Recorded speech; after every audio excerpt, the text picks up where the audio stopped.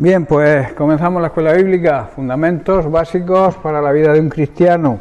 Estamos en la lección número 7, en la 12ª semana que estamos con ella. El título es ¿quiénes somos? ¿Qué somos también? ¿Y qué tenemos en Cristo?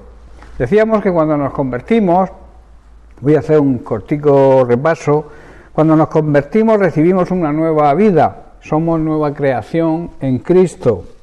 Además de recibir esa nueva vida, entramos, en una nueva relación con Dios, y esto conlleva algunos matices. Por ejemplo, nos hemos convertido en hijos y en hijas de Dios. Conocemos al único Dios verdadero y a su enviado, al Mesías, a Jesucristo. También tenemos paz con Dios y tenemos la paz de Dios en nuestro interior, esa paz interior que necesita nuestro espíritu. También que estamos reconciliados con Dios y encargados también, porque se nos ha encargado a nosotros, el ministerio de la reconciliación. Reconciliar a las personas entre sí y también reconciliar a las personas con Dios. Eso es una obligación de todo hijo de Dios, de todo miembro de la Iglesia. También somos posesión de Cristo por creación y también por redención. No solo somos sus hijos, sino que Él, además, es nuestro Padre y como tal recibimos una nueva identidad. También que hemos sido hechos herederos y coherederos con Cristo de nuestra herencia. Y sabéis que nuestra herencia es la vida eterna. Esa herencia que está preservada y reservada para todos los hijos y las hijas de Dios en el cielo. Y aquí debemos saber dos realidades. La primera es que todos los que reconocemos y aceptamos la realidad de Jesucristo y que es nuestro Señor y Salvador, gozaremos a partir de aquí, de esta vida, la vida eterna. Y en segundo lugar, la otra realidad es que aquellos que le niegan, aquellos que le desprecian, aquellos que blasfeman su nombre y que no aceptan el regalo de la salvación que Dios ofrece por medio de Jesucristo, la realidad es totalmente distinta, que es la condenación eterna, que también se empieza a vivir aquí. La vida eterna, por tanto, debe ser nuestra meta, nuestro enfoque. No debemos perder de vista la meta. Para poder llegar a ella, tenemos que poner el enfoque dirigido totalmente a ella. Esa debería ser nuestra prioridad. Vivir esa vida, empezar a vivir esa vida eterna, esa vida abundante que el Señor nos ofrece para esta vida terrenal y también pasar con Él toda la eternidad.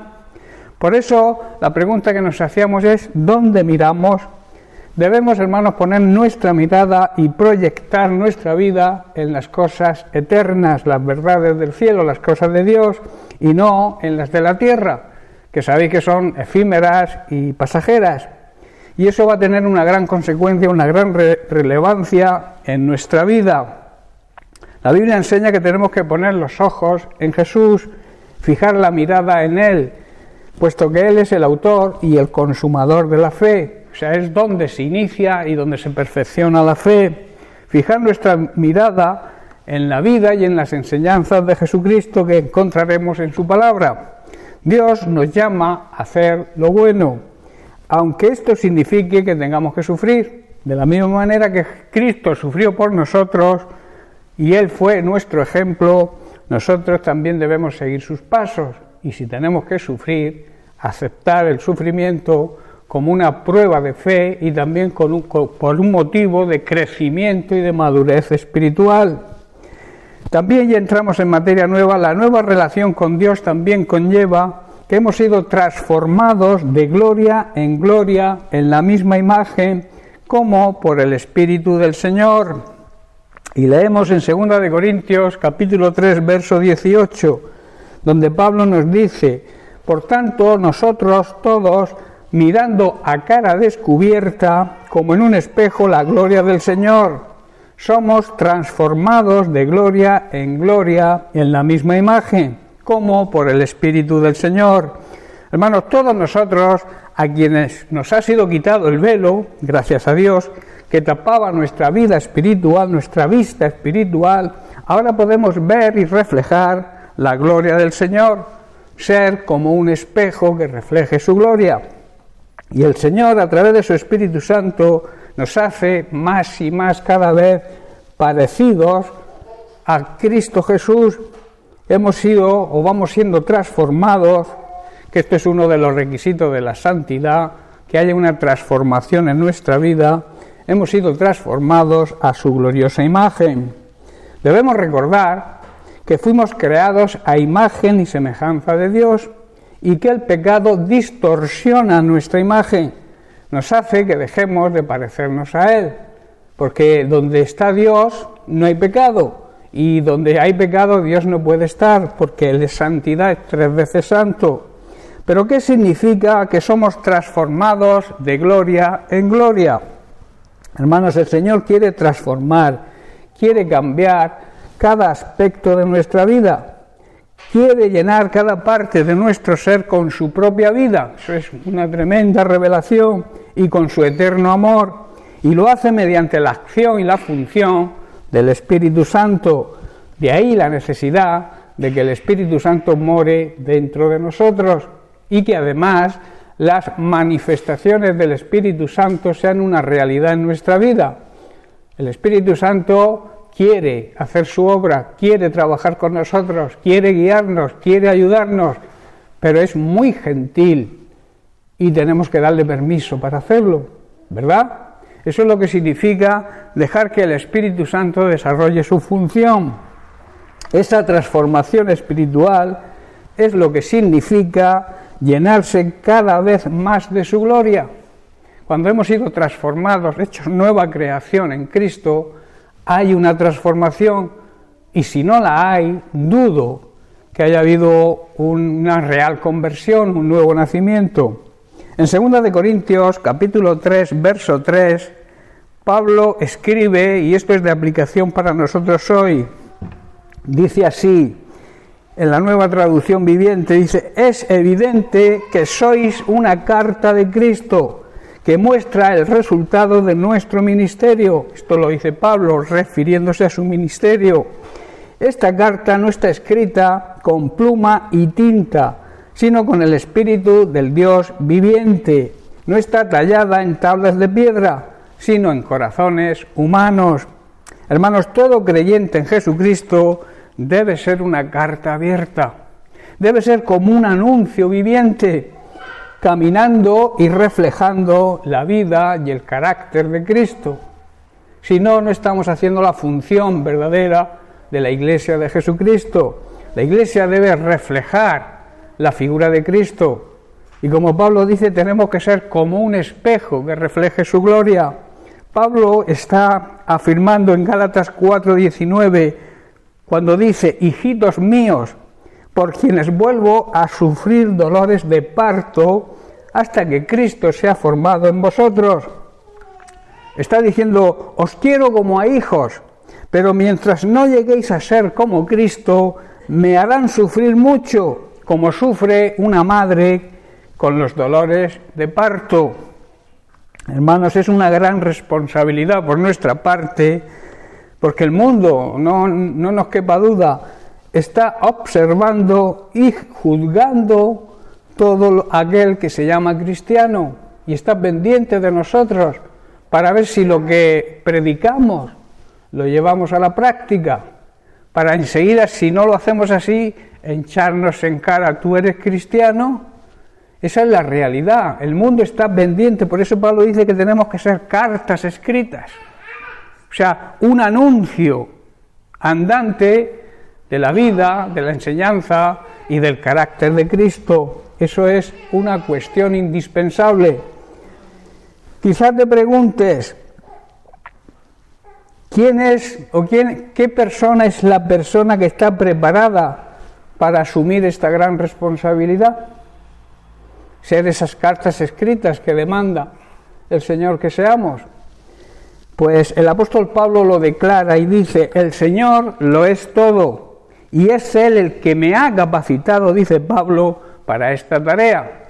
De la misma forma que hizo con Pablo, hace con nosotros. La capacitación nos viene de Dios. La capacitación es la gracia de Dios, ese poder que nos capacita para poder representar el carácter de Cristo, reflejar a Cristo en nuestra vida. actuar, como hemos visto, como un espejo. Pablo siempre creyó firmemente en Dios y sabía que Él le daría la capacidad para vivir, para ministrar y para enseñar qué era la verdadera vida cristiana.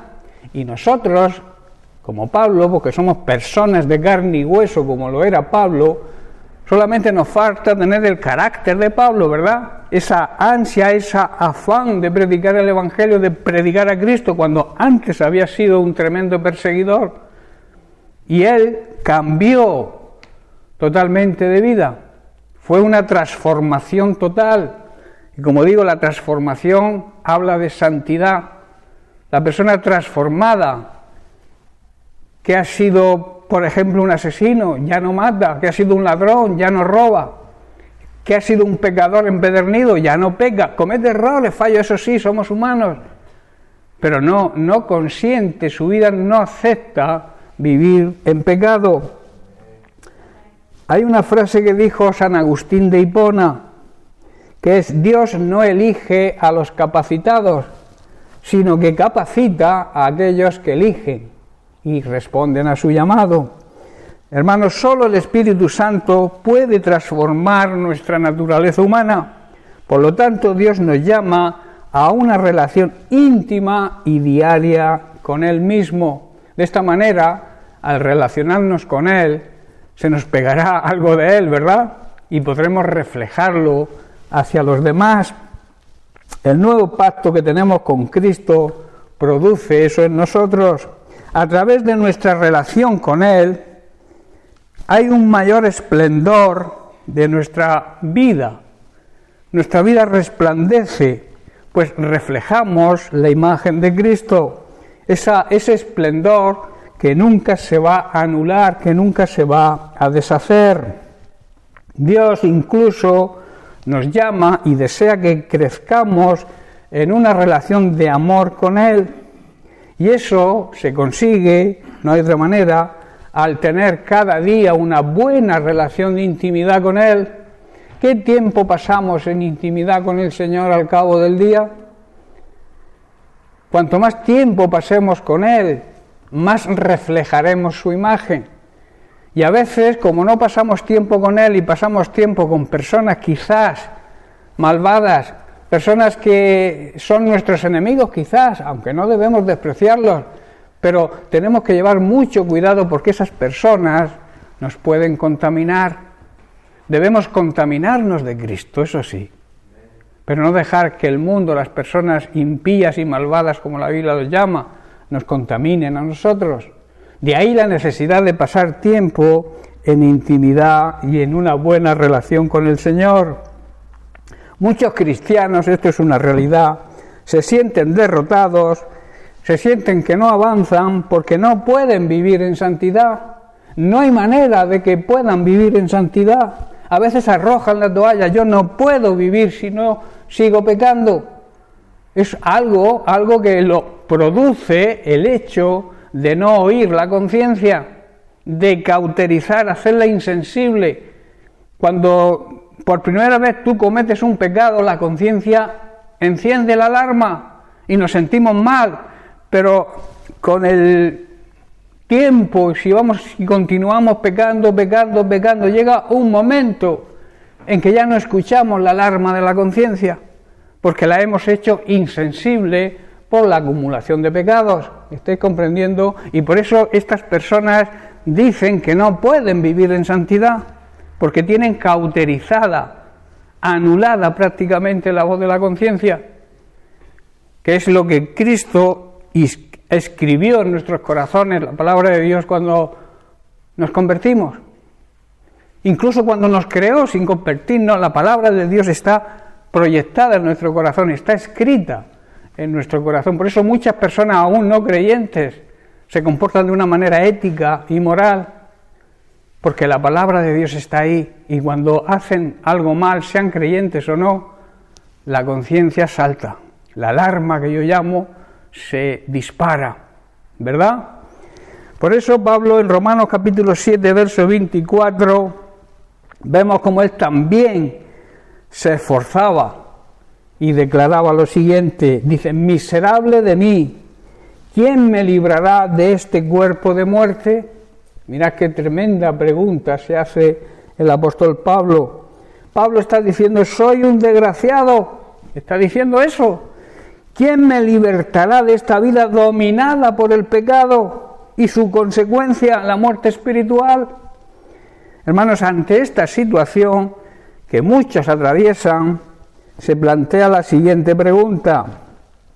¿Hay alguna esperanza de que esta situación cambie? ¿De que las personas puedan vivir en santidad, dejar el pecado y vivir en santidad? La respuesta es un rotundo sí, claro que sí. En Cristo tenemos la solución. Si nos humillamos, si reconocemos nuestros pecados, si nos alejamos del pecado, la misericordia de Dios actúa. O sea que hay un rotundo sí, se puede salir de esa situación.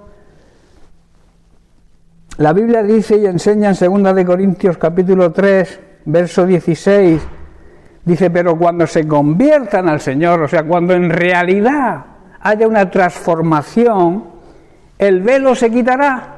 Se nos caerá el velo, porque el Señor es el Espíritu, y donde está el Espíritu del Señor, allí hay libertad, libertad del pecado. ¿Sabéis que el pecado es una atadura? Que las personas que viven el pecado son esclavas del pecado, pero Cristo dice que donde está el Espíritu Santo, donde está el Espíritu de Dios, si tú tienes al Espíritu de Dios morando en ti, eres libre. Amén. Puedes dejar de pecar. Amén. Eso es una realidad y una verdad que las Sagradas Escrituras nos muestran.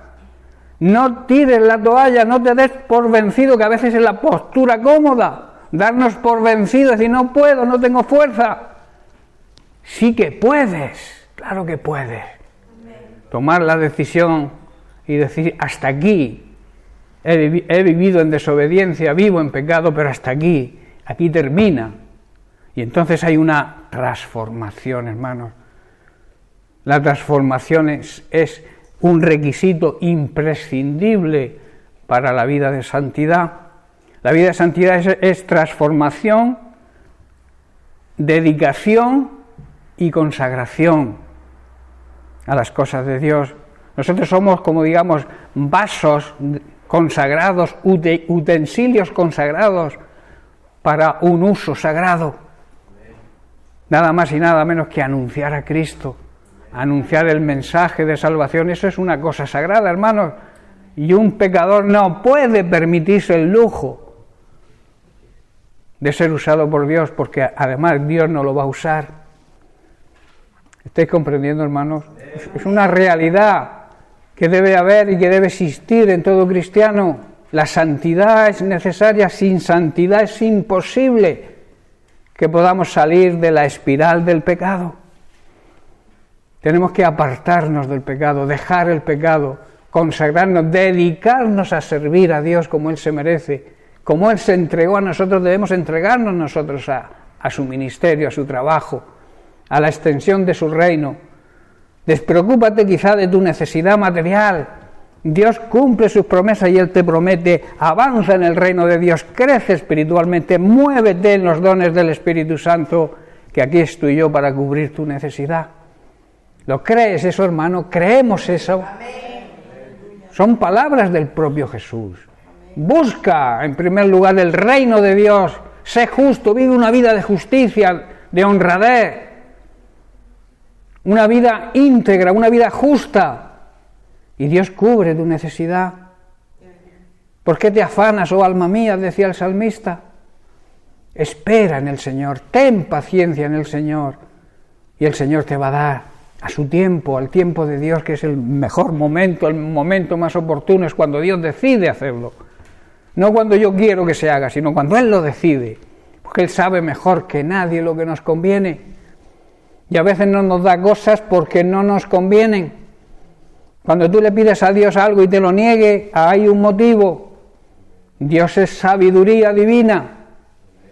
Y si no te da algo es porque realmente no te interesa que te lo dé. Versículo que he leído al principio, versículo 18, por tanto nosotros todos, mirando a cara descubierta. ¿Qué quiere decir a cara descubierta?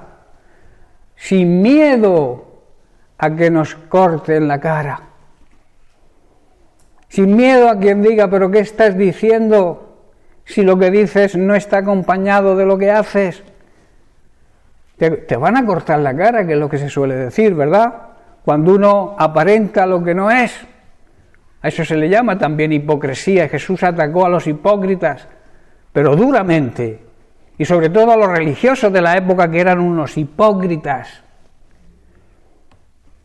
Amén. Hermanos, cuando alguien se vuelve al Señor, el velo de la hipocresía, el velo, toda careta, es quitada. El Señor es el Espíritu, y si el Espíritu del Señor mora en nuestra vida, seremos libres de cualquier atadura, y sobre todo libres de la peor de las ataduras, la atadura del pecado. Por tanto, hermanos, todos nosotros, a quienes nos ha sido quitado el velo, podemos ver. Primero hay que ver. Si tú llevas un velo, ni se te ve la cara, ni tú ves, ¿verdad? Y la palabra dice mirar y ver cuán bueno es el Señor. Primero hay que mirar. Amén. Y para mirar no tiene que haber ningún velo que obstruya nuestra mirada, ¿verdad? Entonces dice, y entonces el Señor, quien es el Espíritu, nos hace cada vez más parecidos al Señor a medida que somos transformados a su gloriosa imagen. Hermanos, el propósito de Dios es transformar a todos sus hijos, a los que han aceptado a Jesucristo como Señor y Salvador personal. Quiere transformarlos a la imagen de su Hijo, a su amado Hijo Jesucristo, a todos. Él no hace ninguna excepción. Él quiere que seamos transformados para recibir la prosperidad verdadera. La verdadera prosperidad, que es crecer en el conocimiento y en la sabiduría divina. Conocer cada vez más a Dios, al único Dios verdadero, y a Jesucristo el enviado, que eso es lo que el propio Jesús define como vida eterna. Pablo habla a cara descubierta. El texto dice, por tanto, nosotros mirando primero a cara descubierta, porque si la cara la llevas cubierta es imposible que mires ni veas nada. ¿Por qué el apóstol escribió sobre mirar con la cara descubierta? ¿A qué se estaba refiriendo el apóstol Pablo? Yo creo que Pablo se acordaba, porque había leído el Antiguo Testamento, se acordaba y se refería a la experiencia que tuvo Moisés cuando subió al monte Sinaí para encontrarse con Dios y recibir las tablas de la ley. Al estar en la presencia del Señor, Moisés recibió la luz de la gloria de Dios, y cuando bajó del monte, su rostro reflejaba esa gloria.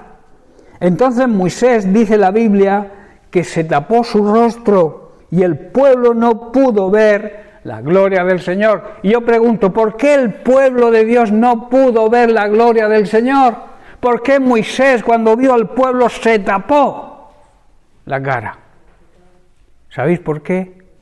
Pues es muy fácil, esto es la simbología de que donde hay pecado no se puede ver la gloria de Dios. Y el pueblo se había desenfrenado. El pueblo estaba pecando totalmente, habían hecho un becerro de oro. Se habían vuelto, digamos, en contra de todos los principios y leyes morales y éticas. Se habían abandonado a la lascivia, al pecado. Y claro, no está permitido ver la gloria de Dios en esas circunstancias. Cuando tú vives en pecado es imposible que puedas ver la gloria de Dios. Por eso Moisés, cuando vio al pueblo cómo se estaba comportando, se tapó la cara. Y eso simboliza que donde hay pecado no se puede ver la gloria de Dios. ¿Estáis comprendiendo, hermano? Pablo nos está diciendo que Dios hoy quiere que nosotros sí reflejemos. O sea, Él no quiere que nos tapemos la cara, sino que nos quitemos si tenemos algún obstáculo, alguna careta, algún velo, y que sí reflejemos la gloria de Dios. Y para eso, hermanos, no tiene que haber nada en nosotros que impida ese reflejo. Y esto habla de santidad, hermanos. Sin santidad no se puede reflejar la gloria de Dios. No se puede ver la gloria de Dios. No puede haber ninguna nube, hermanos, que tape la luz del sol de justicia. ¿Sabéis que el sol de justicia es uno de los nombres de Jesucristo? Él es el sol de justicia. Y con un velo puesto no podemos ver. Cuando las nubes tapan el sol, no se ve el sol. El sol sigue ahí alumbrando, porque Él no va a dejar de alumbrar nunca. Dios va a seguir alumbrando siempre. El problema está en las nubes. Las nubes aquí simbolizan el pecado, el obstáculo que impide que veamos la luz. ¿Estáis comprendiendo, hermanos? Los creyentes en Jesucristo, nacidos de nuevo, debemos tener la gloria de Dios en nuestras vidas. Si no es así, yo pongo en duda que hayamos nacido de nuevo. Si no reflejamos la luz de Cristo, si no actuamos como pantalla, como espejo, dudo realmente que hayamos nacido de nuevo. Al tener a Jesucristo realmente en el corazón, es cuando podemos reflejar su gloria. Si no es así, es imposible. Si tú no tienes a Cristo en tu vida, si no convives con su palabra, si no obedeces su palabra, si no andas en obediencia a todos los mandamientos, es imposible que puedas reflejar la gloria de Dios. Ni reflejarla tú, ni por tanto verla, ¿verdad? Porque aunque mires, si tienes un obstáculo delante, no ves. Apartemos el obstáculo, hermanos. Apartemos todo lo que impida poder ver la gloria y reflejar también la gloria de Dios. Surge otra pregunta que debes hacerte, o que debemos hacernos cada uno. ¿Qué cosa hay en nuestra vida? ¿Qué obstáculo impide que la gloria de la presencia de Cristo en ti se manifieste y los demás lo vean? Es una pregunta que deberíamos plantearnos. ¿Hay algún obstáculo que impida que la gloria y la presencia de Dios se haga manifiesta en nuestra vida y además los demás, los que nos rodean, puedan verlo? Debemos hacernos esa pregunta. ¿Estás reflejando a Cristo? ¿Estamos dando testimonio de quién es Cristo y lo que ha hecho en nuestra vida y lo que puede hacer en la vida de los demás? Dios quiere que seamos como espejos, hermanos, para reflejar su gloria. De la misma manera que un espejo, si está tapado, no puede reflejar la imagen de nadie, ¿verdad? Vosotros vais al cuarto de aseo, ponéis una toalla sobre el espejo y os miráis a ver, ¿qué veis? Veis la toalla, ¿verdad? Pero no veis la imagen reflejada de nadie. Eso es lo que ocurre cuando hay pecado en nuestra vida. Tenemos una cosa importante que hacer, que desaparezca todo obstáculo y que nuestro espejo esté limpio y transparente y así poder reflejar la imagen de la gloria de Dios. Y eso significa que debemos quitar de nuestra vida todo pecado, todo lo que impida ver esa gloria y reflejar esa gloria, porque se trata de dos cosas: verla para nosotros y reflejarla para el mundo, para los demás.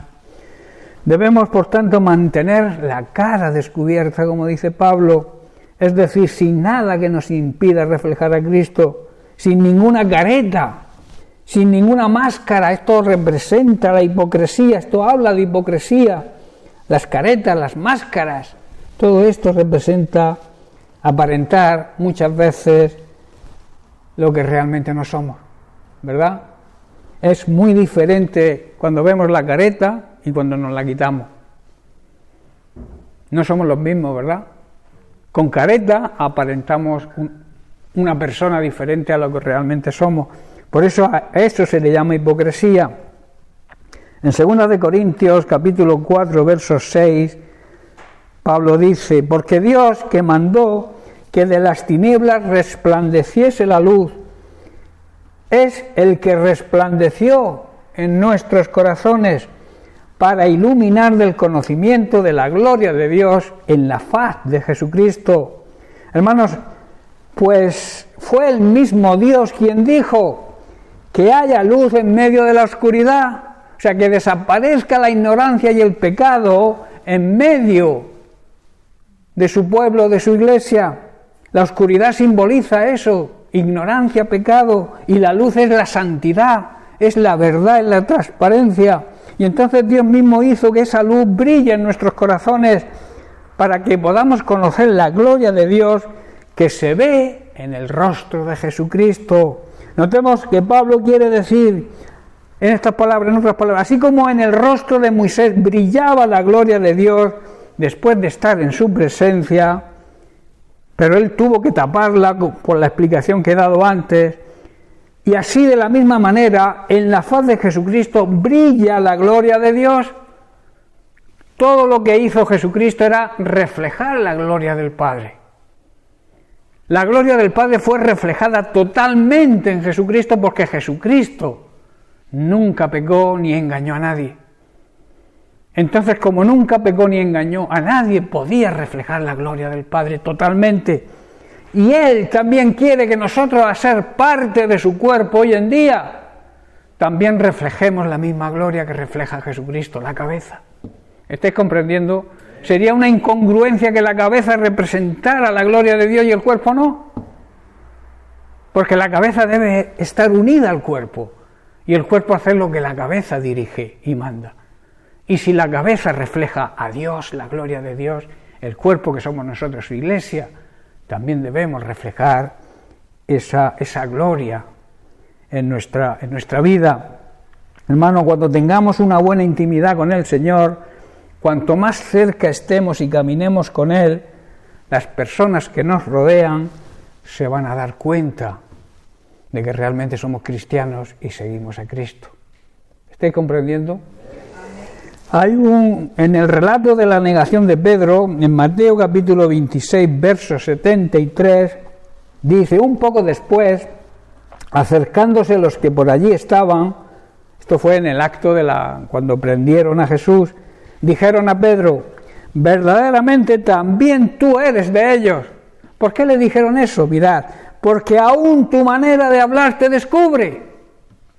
Qué bueno sería que nos descubrieran como cristianos por nuestra forma de hablar y comportarnos. Eso no se va a conseguir si no hay una buena relación de intimidad con Dios. No vamos a reflejar la imagen de Dios a nadie si no tenemos contacto, relación. A Pedro lo conocieron que era de ellos. ¿Por qué? Porque hasta su forma de hablar le delataba. ¿Cuántas personas me han dicho a mí, porque yo antes de conocer al Señor fuera una persona normal, con mis palabrotas, mis cosas, y cuando conocí al Señor y cambié el vocabulario, la gente se dio cuenta. ¿Qué te pasa? ¿Te has hecho cura? Algunos me decían, yo decía, me he convertido a Cristo y yo tengo que dar cuenta de toda palabra ociosa que salga de mi boca. Así que yo no voy a decir más tacos. Al principio me costó trabajo, porque claro, se cogen hábitos y cada 2 por 3 hay personas que cada 2 palabras, una es una blasfemia. No saben hablar de otra manera. Y si cuando conocen a Cristo les cuesta cambiar, pero al final cambian. Pero ese cambio se va a producir de la manera más rápida cuanto más tiempo pasemos en la presencia de Dios, porque se nos va a pegar la santidad de Dios y la vamos a reflejar a los demás. ¿Estáis comprendiendo, hermanos? Hermanos, aquí hay un gran propósito y una gran enseñanza.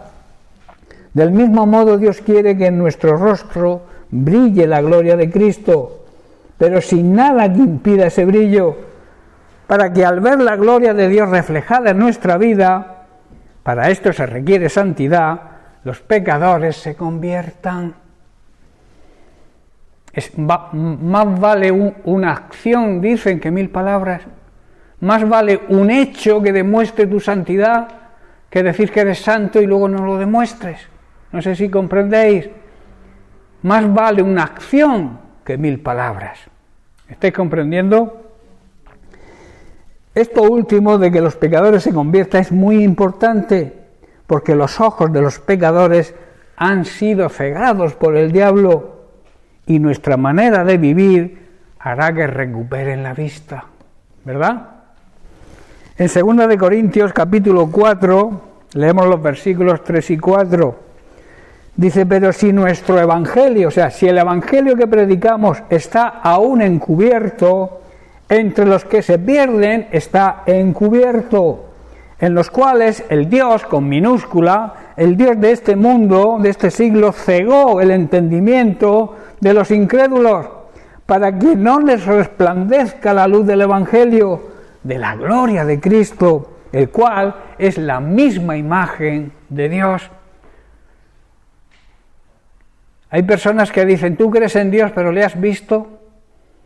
Hubo muchísimas personas que vieron a Dios porque vieron a Jesús. Y hay hoy en día muchas personas también han visto a Dios cuando ven a Jesús. Y a Jesús tienen que verlo hoy en día en nosotros. En la dispensación que vivimos actualmente, nosotros somos el cuerpo de Cristo. Nosotros somos los pies y las manos de Cristo aquí en la tierra. Él actúa, pero ¿cómo actúa? A través nuestro. Poner las manos sobre los enfermos y sanarán. ¿Quién las pone? Nosotros. Ayuda mutua. ¿Quién ayuda? Nosotros. Lo que verdaderamente le agrada a Dios es que imitemos a su Hijo Jesucristo. Y lo imitemos en todo.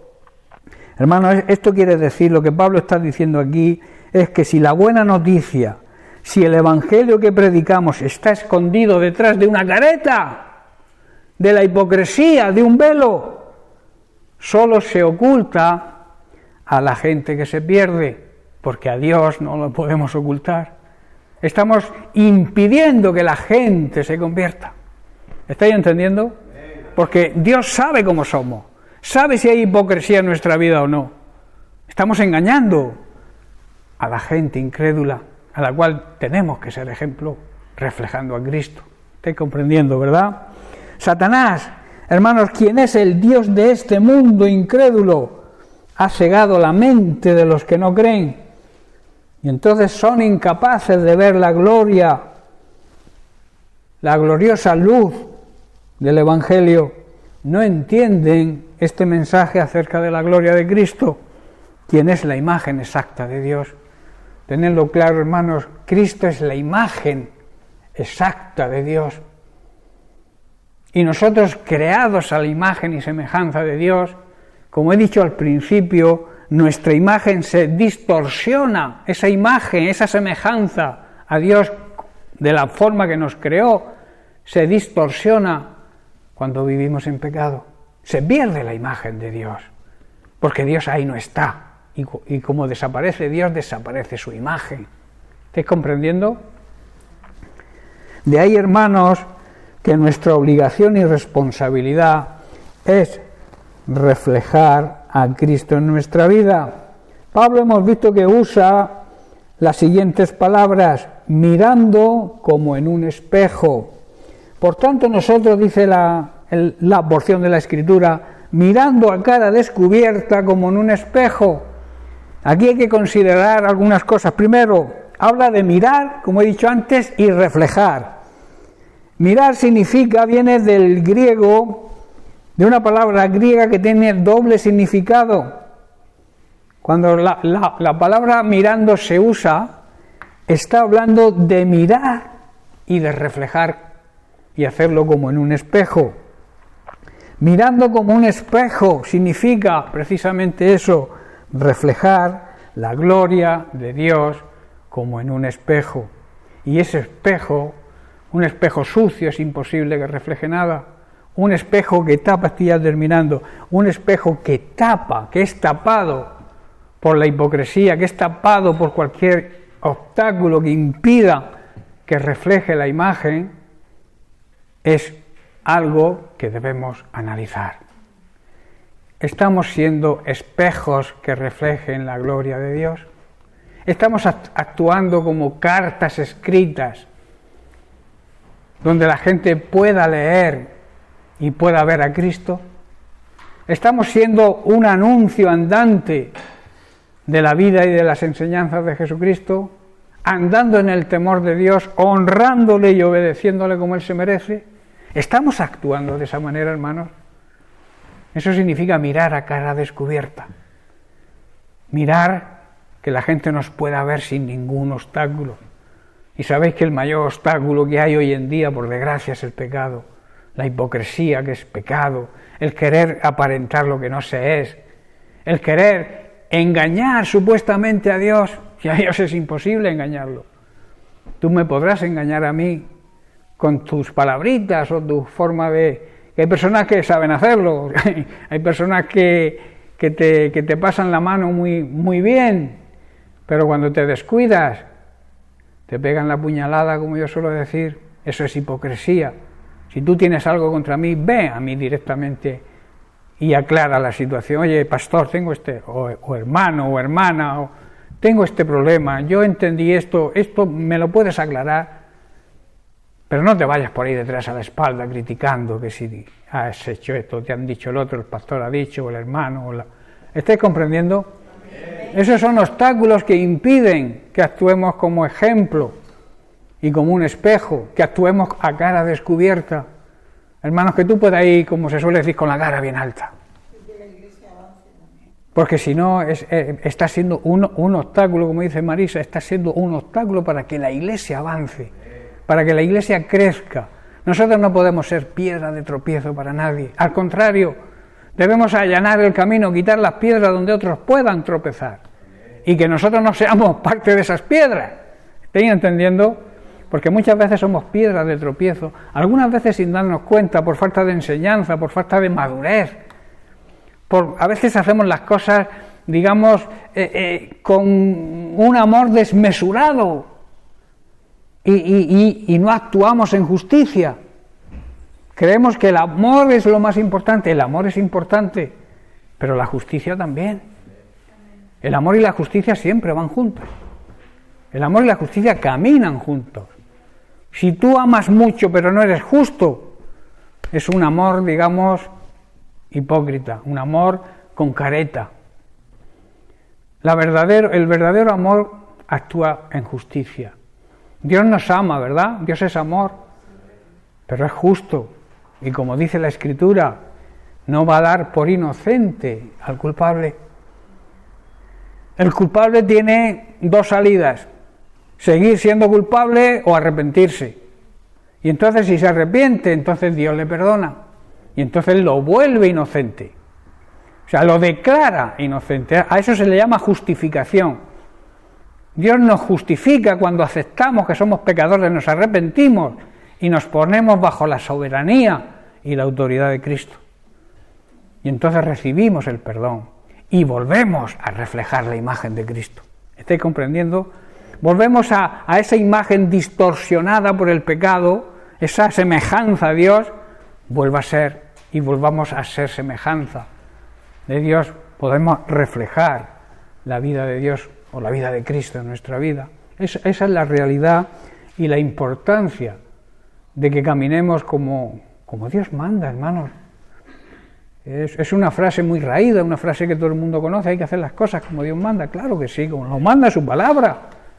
Su palabra nos la dejó escrita y nosotros tenemos una gran oportunidad aquí en la zona en que vivimos, que aquí sobran Biblias, hay Biblias por todos sitios. A veces no sobran Biblias, porque no sobran, pero a veces en una casa hay a lo mejor 5, 6 o 8 Biblias. Tenemos la oportunidad de que todavía no las quiten y que podamos disfrutar de la palabra de Dios escrita y revelada, claro está, por el Espíritu Santo. Hay lugares en el mundo que no permiten que se lea la Biblia, son perseguidos, incluso muertos. Nosotros tenemos una gran ventaja, tenemos la palabra de Dios escrita. Estudiemos, profundicemos, busquemos intimidad con Dios, intimidad con el Espíritu Santo cuando leemos la palabra de Dios, que la palabra de Dios nos sea revelada. Es importante buscar la revelación del Espíritu Santo. Hay personas que leen la Biblia y no se enteran, y es porque no buscan la revelación del Espíritu Santo, no esperan, no le dan tiempo al Espíritu Santo para que te aclare lo que quiere hablarte en ese día. Por eso la Biblia dice que tenemos que levantarnos dándole las primicias a Dios. Y darle las primicias a Dios no es hacer una oración de corrida, es tomar un tiempo de relax, de paz, de sosiego, aunque sea poco tiempo, pero hacerlo sin prisa, dejar que Dios nos hable, dejar que cuando le pedimos al Señor algo, cuando oramos al Señor, orar, como suelo decir yo, es comunicación, hablar entre dos personas. Y si solamente habla uno, es un monólogo. Y a veces es lo que hacemos con Dios. Dios quiere escucharnos, pero también quiere hablarnos. Bien, pues lo vamos a dejar aquí y seguiremos la semana que viene hablando también de que debemos mirar y reflejar a Cristo, porque no ha terminado hoy, vamos a continuar ampliando el tema. Bien, pues que Dios les bendiga.